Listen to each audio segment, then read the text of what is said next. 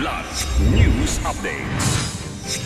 Sa ating mga balita, motor napper patay at dalawang kasamahan nito arestado sa Sultan Kudarat. Retired at active high-ranking PNP officials sangkot di umano sa ouster plot laban kay President Ferdinand Marcos Jr.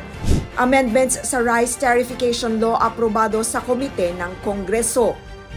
Ako po si Cesar Soriano, kasama ang buong pwersa ng Kidlat News Channel para ihatid ang nangungunang mga balita sa buong kapuluan.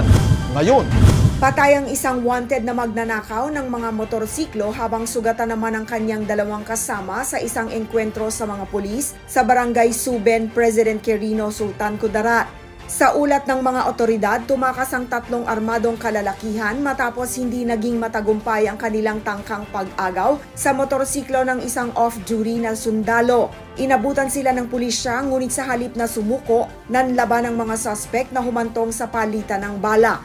Patay ang isang suspect na si Ayas Ari, sugatan naman ang dalawa pa niyang kasamahan na sina Bohari Basca at Oman Alima. Kinumpirma ng mga otoridad na kasapi ang tatlo sa isang armadong grupo na responsable sa pag-aagaw ng mahigit 20 motorsiklo sa loob ng isang buwan. Iginiit ni dating Senador Antonio Trillanes IV na kasama ang ilang retired at active high-ranking officials ng Philippine National Police o PNP sa pagre-recruit umano ng mga tauhan para sa planong pagpapatalsik kay President Ferdinand Marcos Jr. Ayon din sa senador, wala pa namang miyembro ng Armed Forces of the Philippines o AFP ang sumali sa ouster plot laban sa Pangulo. Sinagot naman ito agad ng PNP. Ayon kay PNP spokesperson Police Colonel Jean Fajardo, walang aktibong polis na nasa serbisyo ang kasama sa planong destabilisasyon. Wala rin umano silang namomonitor na destabilization plot. Humiling pa si Fajardo kay Trillanes na huwag idawit ang PNP sa naturang issue. Tinuturo rin ni Trillanes na ang kampo ni dating Pangulong Rodrigo Duterte di umano ang utak sa likod ng ouster plot. Inaprubahan na ng House of Representatives Committee on Agriculture and Food ang proposed amendments sa Rice Tarification Law o RTL.